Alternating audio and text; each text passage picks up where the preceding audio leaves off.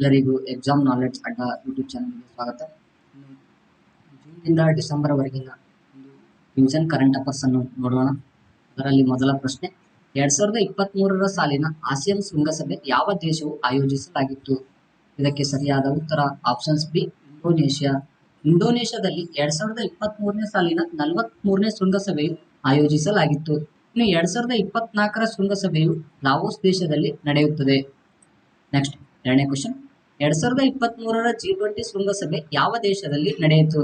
ಇದಕ್ಕೆ ಸರಿಯಾದ ಉತ್ತರ ಆಪ್ಷನ್ ಸಿ, ಭಾರತ. ಇನ್ನು ಭಾರತದಲ್ಲಿ ವಸುದೈವ ಕುಟುಂಬಕ್ಕೆಂಬ ಧ್ಯೇಯವಾಕ್ಯದೊಂದಿಗೆ G20 ಶೃಂಗಸಭೆಯನ್ನು ಆಯೋಜಿಸಲಾಗಿತ್ತು. ಇದು 18ನೇ ಶೃಂಗಸಭೆಯಾಗಿದೆ. ಇನ್ನು 2024ರ 19ನೇ ಶೃಂಗಸಭೆಯನ್ನು ಬ್ರೆಜಿಲ್ ದೇಶದಲ್ಲಿ ಆಯೋಜಿಸಲಾಗುತ್ತದೆ.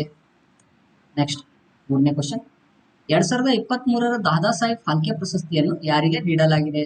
ಇದಕ್ಕೆ ಸರಿಯಾದ ಉತ್ತರ ಆಪ್ಷನ್ ಸಿ, ವಹಿಂದಾ ರೇಮನ್ ಅವರಿಗೆ ಈ ಪ್ರಶಸ್ತಿಯನ್ನು ನೀಡಲಾಗಿದೆ. ಇನ್ನು ಈ ಪ್ರಶಸ್ತಿಯನ್ನು ಮೊದಲಿಗೆ ಪಡೆದವರು ದೇವಿಕಾ ರಾಣಿಯವರು 1969ರಲ್ಲಿ ದಾದಾ ಸಾಹೇಬ್ ಫಾಲ್ಕೆ ಪ್ರಶಸ್ತಿಯನ್ನು ನೀಡಲಾಯಿತು.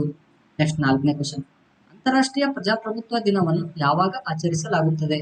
ಇದಕ್ಕೆ ಸರಿಯಾದ ಉತ್ತರ ಆಪ್ಷನ್ ಸಿ, ಸೆಪ್ಟೆಂಬರ್ 15ರಂದು ಅಂತಾರಾಷ್ಟ್ರೀಯ ಪ್ರಜಾಪ್ರಭುತ್ವ ದಿನವನ್ನಾಗಿ ಆಚರಿಸಲಾಗುತ್ತದೆ. ನೆಕ್ಸ್ಟ್ ಐದನೇ ಕ್ವಶನ್, ಏಷ್ಯಾದ ಅತಿ ದೊಡ್ಡ ತಂತ್ರಜ್ಞಾನ ಶೃಂಗಸಭೆ ಯಾವ ನಗರದಲ್ಲಿ ಆಯೋಜಿಸಲಾಗಿತ್ತು? ಇದಕ್ಕೆ ಸರಿಯಾದ ಉತ್ತರ ಆಪ್ಷನ್ ಸಿ, ಬೆಂಗಳೂರಿನಲ್ಲಿ ಏಷ್ಯಾದ ಅತಿ ದೊಡ್ಡದಾದಂತಹ ಒಂದು ತಂತ್ರಜ್ಞಾನ ಶೃಂಗಸಭೆಯನ್ನು ಆಯೋಜಿಸಲಾಗಿತ್ತು. ಇದರ ಧ್ಯೇಯವಾಕ್ಯವು ಬ್ರೇಕಿಂಗ್ ಎ ಬೌಂಡ್ರೀಸ್ ಎಂಬ ಧ್ಯೇಯವಾಕ್ಯದೊಂದಿಗೆ ಈ ಏಷ್ಯಾದ ತಂತ್ರಜ್ಞಾನ ಶೃಂಗಸಭೆಯನ್ನು ಆಯೋಜಿಸಲಾಗಿತ್ತು. ನೆಕ್ಸ್ಟ್ ಆರನೇ ಕ್ವಶನ್, ಭಾರತೀಯ ವಾಯುಪಡೆ ದಿನವನ್ನು ಯಾವ ದಿನಾಂಕದಂದು ಆಚರಿಸಲಾಗುತ್ತದೆ? ಇದಕ್ಕೆ ಸರಿಯಾದ ಉತ್ತರ ಆಪ್ಷನ್ ಸಿ, ಅಕ್ಟೋಬರ್ 8ರಂದು ಭಾರತೀಯ ವಾಯುಪಡೆ ದಿನವನ್ನು ಆಚರಿಸಲಾಗುತ್ತದೆ. ಅದೇ ರೀತಿ ಡಿಸೆಂಬರ್ 4ರಂದು ಭಾರತೀಯ ನೌಕಾಪಡೆ ದಿನವನ್ನು ಆಚರಿಸಲಾಗುತ್ತದೆ ಮತ್ತು ಜನವರಿ 15ರಂದು ಭಾರತೀಯ ಭೂಸೇನೆ ದಿನವನ್ನಾಗಿ ಆಚರಿಸಲಾಗುತ್ತದೆ. ನೆಕ್ಸ್ಟ್ ಏಳನೇ ಕ್ವಶನ್, ಒಂದು ದೇಶ ಒಂದು ಚುನಾವಣೆ ವ್ಯವಸ್ಥೆ ಜಾರಿಗೆ ತರಲು ನೇಮಿಸಿದ ಸಮಿತಿಯ ಅಧ್ಯಕ್ಷರು ಯಾರಾಗಿದ್ದಾರೆ? ಇದಕ್ಕೆ ಸರಿಯಾದ ಉತ್ತರ ಆಪ್ಷನ್ ಸಿ, ರಾಮನಾಥ್ ಕೋವಿಂದ್ ಅವರು ಒಂದು ದೇಶ ಒಂದು ಚುನಾವಣೆ ವ್ಯವಸ್ಥೆಯನ್ನು ಜಾರಿಗೆ ತರುವ ಒಂದು ಸಮಿತಿಯ ಅಧ್ಯಕ್ಷರಾಗಿದ್ದಾರೆ. ನೆಕ್ಸ್ಟ್ 8ನೇ ಕ್ವಶನ್, ಈ ಚುನಾವಣೆಗೆ ಸಂಬಂಧಿಸಿದ ಸಂವಿಧಾನದ ವಿಧಿ ಯಾವುದು? 324ನೇ ವಿಧಿಯು ಚುನಾವಣೆಗೆ ಸಂಬಂಧಿಸಿದೆ. ನೆಕ್ಸ್ಟ್ 9ನೇ ಕ್ವಶನ್, ಭಾರತದ ಮೊದಲ ಸಮುದ್ರಯಾನ ಯೋಜನೆ ಯಾವ ಯೋಜನೆ ಅಡಿಯಲ್ಲಿ ಕೈಗೊಳ್ಳಲಾಗಿದೆ? ಇದಕ್ಕೆ ಸರಿಯಾದ ಉತ್ತರ ಆಪ್ಷನ್ ಸಿ, ಆರ್ಥಿಕತೆ ಯೋಜನೆ ಅಡಿಯಲ್ಲಿ ಭಾರತದಲ್ಲಿ ಮೊದಲ ಬಾರಿಗೆ ಸಮುದ್ರಯಾನ ಯೋಜನೆಯನ್ನು ಕೈಗೊಳ್ಳಲಾಗಿದೆ. ಈ ಸಮುದ್ರಯಾನ ಯೋಜನೆಯಿಂದ ಸಾಗರದ ಲೋಹಗಳನ್ನು ಶೋಧ ಮಾಡಲು ಈ ಯೋಜನೆಯನ್ನು ಹಾಕಿಕೊಂಡಿದ್ದು, ಈ ಯೋಜನೆಯನ್ನು ಮಾಡಲು ಅಂದ್ರೆ ಸಾಗರದ ಆಳಕ್ಕೆ ಹೋಗಲು ಮತ್ಸ್ಯ 6000 ಎಂಬ ಜಲಾಂತರ್ಗಾಮಿಯನ್ನು ಅಭಿವೃದ್ಧಿಪಡಿಸಲಾಗುತ್ತದೆ. ನೆಕ್ಸ್ಟ್ 10ನೇ ಕ್ವಶನ್, ಭಾರತದಲ್ಲಿರುವ ಒಟ್ಟು ಯುನೆಸ್ಕೋ ವಿಶ್ವ ಪಾರಂಪರಿಕ ಪಟ್ಟಿಗೆ ಸೇರಿದ ತಾಣಗಳ ಸಂಖ್ಯೆ ಎಷ್ಟು? ಇದಕ್ಕೆ ಸರಿಯಾದ ಉತ್ತರ ಆಪ್ಷನ್ ಸಿ, 42 ತಾಣಗಳು ಪ್ರಸ್ತುತ ಭಾರತದಲ್ಲಿರುವ ಯುನೆಸ್ಕೋ ವಿಶ್ವ ಪಾರಂಪರಿಕ ಪಟ್ಟಿಗೆ ಸೇರಿದ ತಾಣಗಳಾಗಿವೆ. ಇತ್ತೀಚೆಗೆ 2 ತಾಣಗಳು ಸೇರಿದ್ದು, ಅದರಲ್ಲಿ ಒಂದು ಶಾಂತಿನಿಕೇತನ ವಿಶ್ವವಿದ್ಯಾಲಯ ಪಶ್ಚಿಮ ಬಂಗಾಳದಲ್ಲಿದೆ ಮತ್ತು 2 ಹೊಯ್ಸಳರ 3 ದೇವಾಲಯಗಳು ಕರ್ನಾಟಕದಲ್ಲಿವೆ. ನೆಕ್ಸ್ಟ್ 11ನೇ ಕ್ವಶನ್, ಅಪ್ಪಿಕೋ ಚಳುವಳಿಯನ್ನು ಯಾವ ವರ್ಷ ನಡೆಯಿತು? ಇದಕ್ಕೆ ಸರಿಯಾದ ಉತ್ತರ ಆಪ್ಷನ್ಸ್ ಬಿ, 1983ರಲ್ಲಿ ಉತ್ತರ ಕನ್ನಡ ಜಿಲ್ಲೆಯಲ್ಲಿ ಅಪ್ಪಿಕೋ ಚಳುವಳಿಯನ್ನು ನಡೆಸಲಾಯಿತು.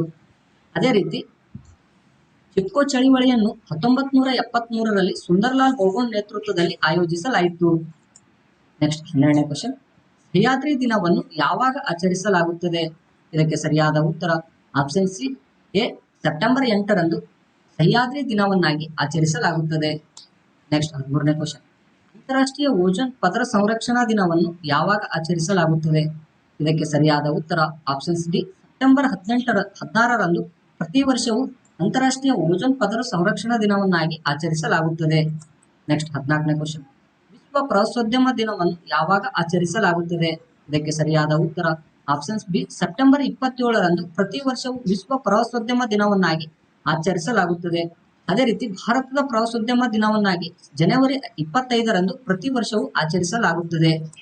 ನೆಕ್ಸ್ಟ್ 15ನೇ ಕ್ವಶನ್, ಕೇಂದ್ರ ಪರಿಸರ ಸಚಿವಾಲಯದ ಪ್ರಕಾರ ಭಾರತದಲ್ಲಿರುವ ಒಟ್ಟು ಆನೆ ಕಾರಿಡಾರ್ಗಳ ಸಂಖ್ಯೆ ಎಷ್ಟು? ಇದಕ್ಕೆ ಸರಿಯಾದ ಉತ್ತರ ಆಪ್ಷನ್ ಸಿ, 150. ಇತ್ತೀಚೆಗೆ ಕೇಂದ್ರ ಪರಿಸರ ಸಚಿವಾಲಯ ಬಿಡುಗಡೆ ಮಾಡಿದ ವರದಿ ಪ್ರಕಾರ ಭಾರತದಲ್ಲಿ ಒಟ್ಟು 150 ಆನೆ ಕಾರಿಡಾರ್ಗಳ ಸಂಖ್ಯೆ ಇದೆ. ಅದರಲ್ಲಿ ಅತಿ ಹೆಚ್ಚು ಆನೆ ಕಾರಿಡಾರ್ಗಳು ಹೊಂದಿರುವ ರಾಜ್ಯ ಪಶ್ಚಿಮ ಬಂಗಾಳದಲ್ಲಿ ಒಟ್ಟು 26 ಕಾರಿಡಾರ್ಗಳಿವೆ. ಕರ್ನಾಟಕದಲ್ಲಿ ಒಟ್ಟು 2 ಕಾರಿಡಾರ್ಗಳು ಇವೆ. Next 16ನೇ question. ಶಾಂತಿ ಸ್ವರೂಪ ಭಟ್ನಾಗರ್ ಪ್ರಶಸ್ತಿಯನ್ನು ಯಾವ ಕ್ಷೇತ್ರಕ್ಕೆ ನೀಡಲಾಗುತ್ತದೆ? ಇದಕ್ಕೆ ಸರಿಯಾದ ಉತ್ತರ ಆಪ್ಷನ್ಸ್ ಬಿ, ವಿಜ್ಞಾನ ಕ್ಷೇತ್ರದಲ್ಲಿ ಶಾಂತಿ ಸ್ವರೂಪ್ ಭಟ್ನಾಗರ್ ಪ್ರಶಸ್ತಿಯನ್ನು ನೀಡಲಾಗುತ್ತದೆ. ನೆಕ್ಸ್ಟ್ 17ನೇ ಕ್ವಶನ್. 2023 ಫಿಫಾ ಬಾಸ್ಕೆಟ್ಬಾಲ್ ವಿಶ್ವಕಪ್ ಚಾಂಪಿಯನ್ ಆದ ದೇಶ ಯಾವುದು? ಇದಕ್ಕೆ ಸರಿಯಾದ ಉತ್ತರ ಆಪ್ಷನ್ಸ್ ಬಿ, ಜರ್ಮನಿ ದೇಶವು 2023 ಫಿಫಾ ಬಾಸ್ಕೆಟ್ಬಾಲ್ ವಿಶ್ವಕಪ್ ಚಾಂಪಿಯನ್ ಆದ ದೇಶವಾಗಿದೆ. ಅದೇ ರೀತಿ 2022 ಫಿಫಾ ವಿಶ್ವಕಪ್ ಫುಟ್ಬಾಲ್ ಚಾಂಪಿಯನ್ ಆದ ದೇಶ ಅರ್ಜೆಂಟೀನಾ ದೇಶವು ಫಿಫಾ ಫುಟ್ಬಾಲ್ ಅನ್ನು ಗೆದ್ದಿತ್ತು. ಮಹಿಳೆಯರ್ ಉಡ್ಮೈ ತೂಗ ಯೋಜನೆಯನ್ನು ಜಾರಿಗೆ ತಂದ ರಾಜ್ಯ ಯಾವುದು? ಇದಕ್ಕೆ ಸರಿಯಾದ ಉತ್ತರ ಆಪ್ಷನ್ ಸಿ, ತಮಿಳುನಾಡು ರಾಜ್ಯವು ಮಹಿಳೆಯರ್ ಉಡ್ಮೈ ತೂಗ ಯೋಜನೆಯನ್ನು ಜಾರಿಗೆ ತಂದಿದೆ. ಈ ಯೋಜನೆಯಡಿಯಲ್ಲಿ ತಮಿಳುನಾಡು ರಾಜ್ಯದಲ್ಲಿ ಪ್ರತಿ ಮನೆಯ ಮಹಿಳಾ ಯಜಮಾನಿಗೆ 1,000 ರೂಪಾಯಿ ನೀಡುವ ಒಂದು ಯೋಜನೆಯಾಗಿದೆ. ಅದೇ ರೀತಿ ಕರ್ನಾಟಕದಲ್ಲಿ ಮಹಾಲಕ್ಷ್ಮಿ ಯೋಜನೆಯಡಿಯಲ್ಲಿ ಪ್ರತಿ ಮಹಿಳೆಯ ಮನೆಯ ಯಜಮಾನಿತಿಗೆ 2,000 ರೂಪಾಯಿ ನೀಡುವ ಒಂದು ಯೋಜನೆ ಇದೆ. Next 19ನೇ question.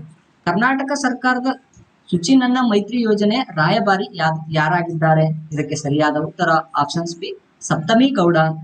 ಇತ್ತೀಚೆಗೆ ಸಪ್ತಮಿ ಗೌಡರವರು ಕರ್ನಾಟಕ ಸರ್ಕಾರ ಜಾರಿಗೆ ತಂದಿರುವ ಶುಚಿ ನನ್ನ ಮೈತ್ರಿ ಯೋಜನೆಯ ರಾಯಭಾರಿಯಾಗಿದ್ದಾರೆ. Next 20ನೇ question. ಕರ್ನಾಟಕದ ಮೊದಲ ಹೆಲ್ತ್ ಎಟಿಎಂ ಮಿಷನ್ ಅನ್ನು ಯಾವ ಜಿಲ್ಲೆಯಲ್ಲಿ ಸ್ಥಾಪಿಸಲಾಗಿದೆ? ಇದಕ್ಕೆ ಸರಿಯಾದ ಉತ್ತರ ಆಪ್ಷನ್ ಸಿ, ಕಲಬುರಗಿಯಲ್ಲಿ ಕರ್ನಾಟಕದ ಮೊದಲ ಹೆಲ್ತ್ ಎಟಿಎಂ ಮಿಷನ್ ಅನ್ನು ಪ್ರಾರಂಭಿಸಲಾಯಿತು. ನೆಕ್ಸ್ಟ್ 21ನೇ ಕ್ವಶನ್. ದೇಶದ ಮೊದಲ ಗ್ರೀನ್ ಹೈಡ್ರೋಜನ್ ಕ್ಲಸ್ಟರ್ ಅನ್ನು ಯಾವ ಜಿಲ್ಲೆಯಲ್ಲಿ ನಿರ್ಮಿಸಲಾಗುತ್ತದೆ? ಇದಕ್ಕೆ ಸರಿಯಾದ ಉತ್ತರ ಆಪ್ಷನ್ಸ್ ಡಿ, ದಕ್ಷಿಣ ಕನ್ನಡ ಜಿಲ್ಲೆಯ ಮಂಗಳೂರಿನಲ್ಲಿ ದೇಶದಲ್ಲೇ ಮೊದಲ ಗ್ರೀನ್ ಹೈಡ್ರೋಜನ್ ಕ್ಲಸ್ಟರ್ ಅನ್ನು ಈ ಜಿಲ್ಲೆಯಲ್ಲಿ ಸ್ಥಾಪಿಸಲಾಗುತ್ತಿದೆ.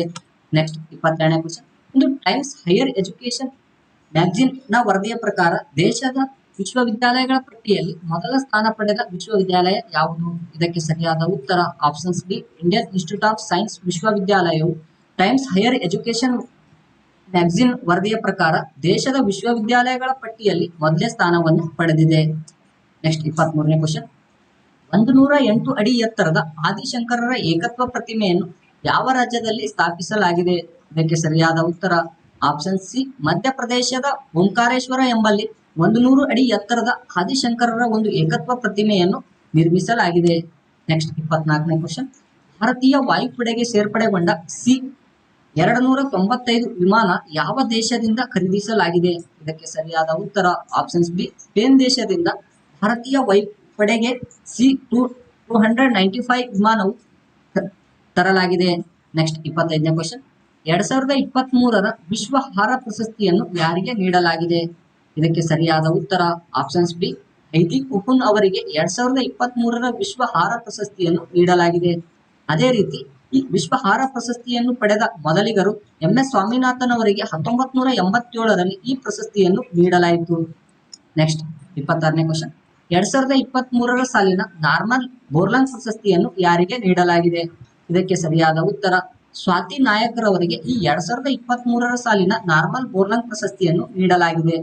ನೆಕ್ಸ್ಟ್ 27ನೇ ಕ್ವಶನ್. ಭಾರತದ ಹಸಿರು ಕ್ರಾಂತಿಯ ಪಿತಾಮಹ ಯಾರು? ಇದಕ್ಕೆ ಸರಿಯಾದ ಉತ್ತರ ಡಾಕ್ಟರ್ MS ಸ್ವಾಮಿನಾಥನ್ ಅವರನ್ನು ಭಾರತದ ಹಸಿರು ಕ್ರಾಂತಿಯ ಪಿತಾಮಹನೆಂದು ಕರೆಯುತ್ತಾರೆ. ಅದೇ ರೀತಿ ವಿಶ್ವದ ಹಸಿರು ಕ್ರಾಂತಿಯ ಪಿತಾಮಹನೆಂದು ನಾರ್ಮನ್ ಬೋರ್ಲಾಂಗ್ ರವರಿಗೆ ಕರೆಯುತ್ತಾರೆ. Next 28ನೇ question. ಪೋಲೆಂಡ್ ದೇಶದ ಮದ್ಯ ತಯಾರಿಕಾ ಸಂಸ್ಥೆಯ ಸಿಇಒ ಆದ ಒಂದು ಕೃತಕ ಬುದ್ಧಿಮತ್ತೆ ಹೆಸರೇನು? ಅಂದ್ರೆ ಆರ್ಟಿಫಿಷಿಯಲ್ ಇಂಟೆಲಿಜೆನ್ಸ್ ವಿಕಾ ಎಂಬ ಹೆಸರಿನಿಂದ ಪೋಲೆಂಡ್ ದೇಶದ ಮದ್ಯ ತಯಾರಿಕಾ ಸಂಸ್ಥೆಯ ಸಿಇಒ ಆದ ಆರ್ಟಿಫಿಷಿಯಲ್ ಇಂಟೆಲಿಜೆನ್ಸ್ ಆಗಿದೆ. ನೆಕ್ಸ್ಟ್ 29ನೇ ಕ್ವಶನ್. ವಿಶ್ವ ಹೃದಯದ ದಿನವನ್ನು ಯಾವಾಗ ಆಚರಿಸಲಾಗುತ್ತದೆ? ಇದಕ್ಕೆ ಸರಿಯಾದ ಉತ್ತರ ಪ್ರತಿ ವರ್ಷವೂ ಸೆಪ್ಟೆಂಬರ್ 29ರಂದು ವಿಶ್ವ ಹೃದಯ ದಿನವನ್ನಾಗಿ ಆಚರಿಸಲಾಗುತ್ತದೆ. ನೆಕ್ಸ್ಟ್ 30ನೇ ಕ್ವಶನ್. ಭಾರತದಲ್ಲಿ ನಡೆದ ಮೊದಲ ಬೈಕ್ ರೇಸಿಂಗ್ ಮೋಟೋ ಜಿಪಿಯನ್ನು ಯಾವ ನಗರದಲ್ಲಿ ಆಯೋಜಿಸಲಾಯಿತು? ಇದಕ್ಕೆ ಸರಿಯಾದ ಉತ್ತರ ಉತ್ತರ ಪ್ರದೇಶದ ನೋಯ್ಡಾದಲ್ಲಿ ಭಾರತದ ಮೊದಲ ಬೈಕ್ ರೇಸಿಂಗ್ ಮೋಟೋ ಜಿಪಿಯನ್ನು ನಡೆಸಲಾಯಿತು. Thank you.